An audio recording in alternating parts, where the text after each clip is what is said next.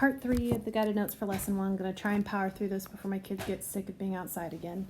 But we are trying to test whether mu was 5 or less than 5, and I went ahead and wrote it all out so that it takes a little less time.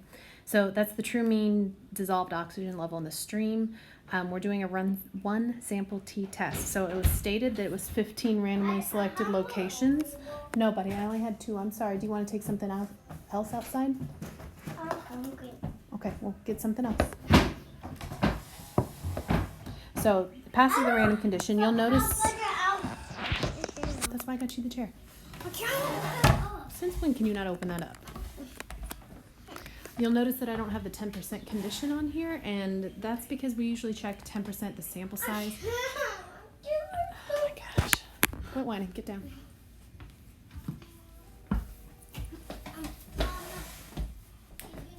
Okay. So anyway, I skipped the 10% condition because it really isn't necessary. There's an infinite number of possible locations. So yeah, 15 is less than infinity. If it's something that's infinite, you don't need to write it out directly. Yes, take them outside, please. These are cookies. Cool, take them outside. So, no, ask your, oh yes, I will hold it. Thank you. Thank you for putting the chair back. I'll shut the door. I'll take care of that, buddy. I'll do it, Ben. There you go. Ask your sister or ask your daddy. So we needed to check the normal/large sample condition because it's a small sample size and we don't know the shape of the population distribution. So I just sketched a histogram.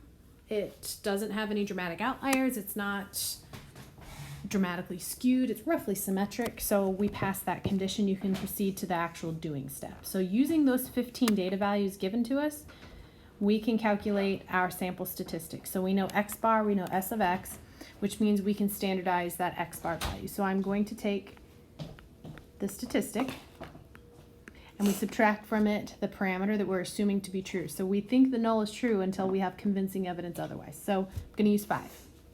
Then we're going to divide by the standard error of X bar. Yes, Eloise. Cookies, can I please have them?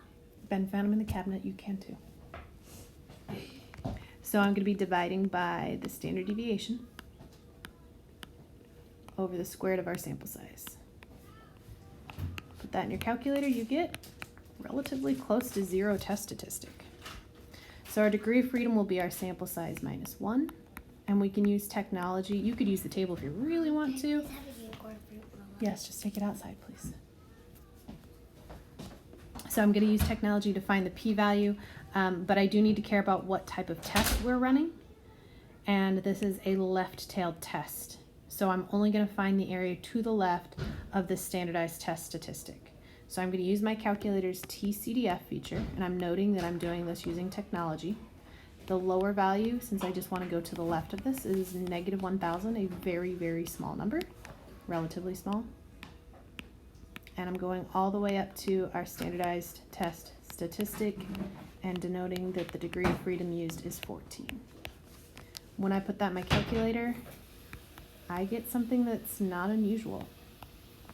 So basically, if you keep assuming that the mean is actually 5 for your dissolved oxygen level, you're going to get a test statistic that's this small or even smaller about 18% of the time. It's not unusual. Sampling variability happens. So because of this, we can make our conclusion. Because our p-value of 0.1816 is larger than the threshold we set for our level of significance, that means we fail to reject the null hypothesis. You always start by saying what's true about the null. You either still keep assuming it's true or you reject it, and it's about the null. You then talk about what that means for your alternative. So I'm going to fail to reject the null. I still am going to be sitting here thinking that it's actually 5 milligrams per liter. So we don't have convincing evidence of the alternative. So I'm going to put, we do not have convincing evidence that the true mean dissolved oxygen level in the stream is less than 5 milligrams per liter.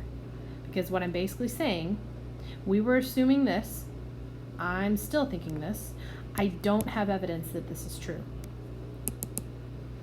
Even though we got a small sample, it's not that small. So then part B says, given this conclusion, you could have made an error, because you always might make an error in a hypothesis test. So the type of error depends on the decision you made, and we just made the decision to fail to reject the null hypothesis. So because we failed to reject H sub 0 in part A, we could have made, and when you fail to reject, you either made the right choice or you make a type 2 error.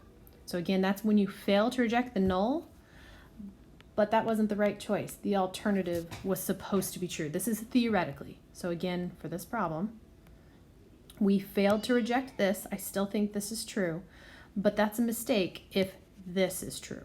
So if I'm sitting here thinking, yeah, mu's still 5, but in actuality it's 4, that's why it's an error, specifically a type 2 error.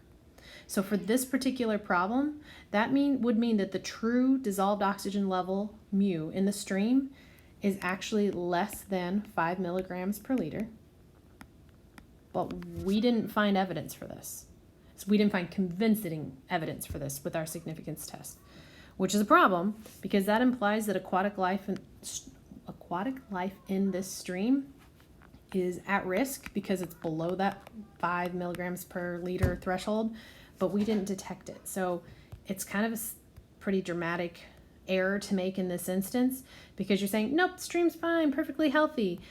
But in reality, it's not, and you just missed the evidence with the sample you happen to have taken, which happens sometimes. So to reduce the chance of making this type 2 error, they could have taken a larger sample, and by doing that, they get more precise estimates for mu. That means that the larger sample increases the power of the test to detect the null hypothesis being less than 5 if it's true. Another way to increase the power of the test, which is reducing the type 2 error here, would be to use a higher significance level like 0.10. This makes it easier to reject the null, but by doing that, you increase the probability of a type 1 error. In this case, we'd be finding evidence that the stream is unhealthy when it really isn't. Okay, so the last one that we're going to be going through is this pineapple company. So, oh wait, no, that's not true. Go back to this one. I'm going to show you how to do this with your calculator. I almost forgot. So as always, your calculator is programmed to do a lot of this for us. We are doing, remember, a one sample. Eat some fruit. That's not a fruit, that's a fruit snack. Eat some fruit. Thank you. I appreciate you asking. So I'm going to go to my stat test, the same place we found all of them. That's fine. Thank you. So we are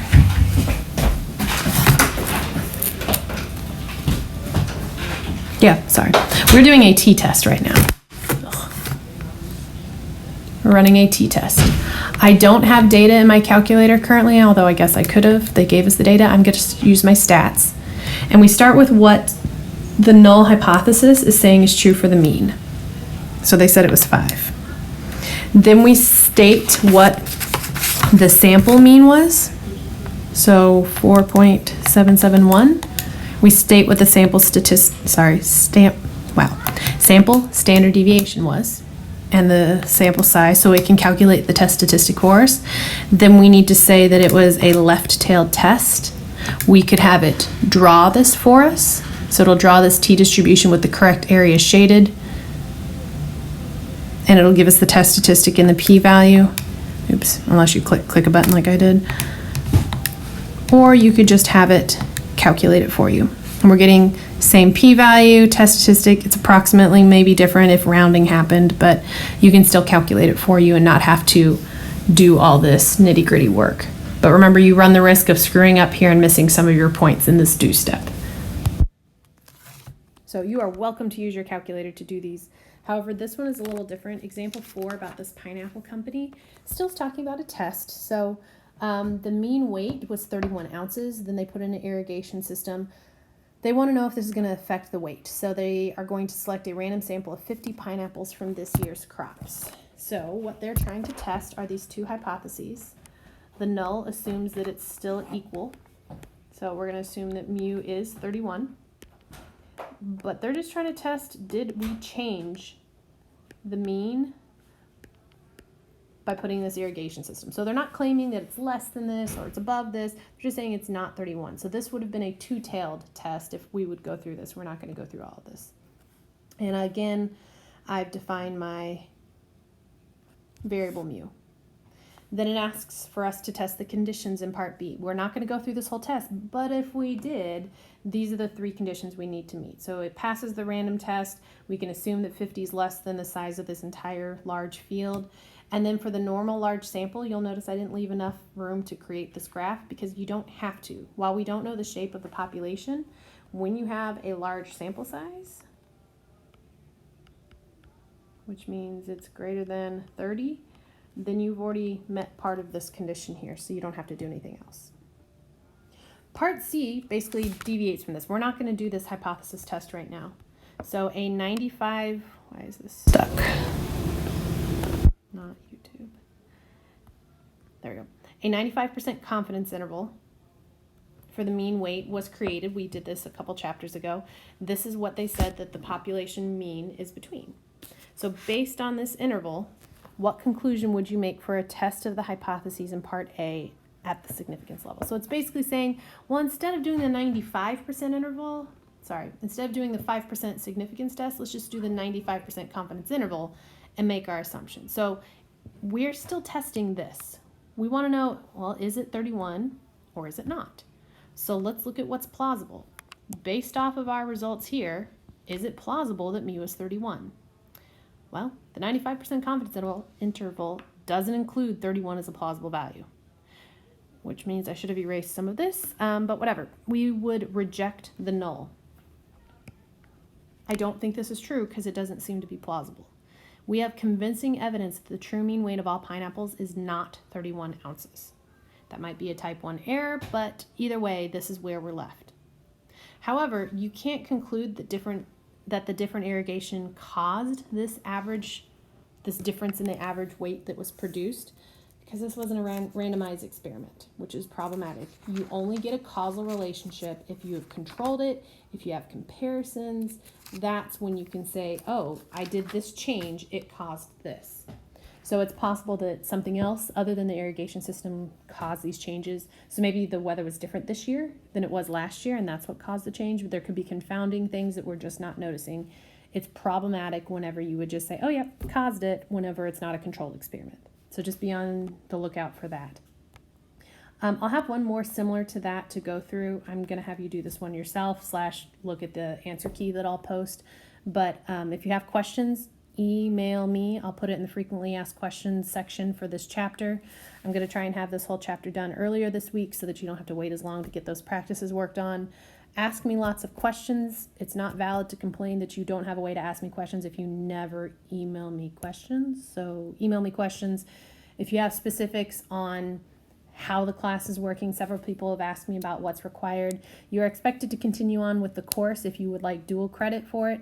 You're also expected to participate if you just want high school credit, but they also are going to be a little lenient, taking into account that some people don't have consistent internet. Some people might be like the sole caretaker for younger siblings. Now, there's a lot of extenuating circumstances, so the high school is a lot more lenient about this than Lewis and Clark. They're a lot more rigid. We have to show evidence that we've continued on with this, so it is required that you do this for Lewis and Clark. I need to find a way to essentially have different grade books. I'm going to have one for the Lewis and Clark stuff because the stuff we're doing right now, no teacher is allowed to make your Alton High School grade go down. It can go up possibly, so I'll be giving you completion credit for doing things, but I cannot dock your grade if you don't do something, nor can I make your grade go down for the high school if you do poorly on the test for the unit. So it won't affect your high school status at all. It could possibly, though, make your Lewis and Clark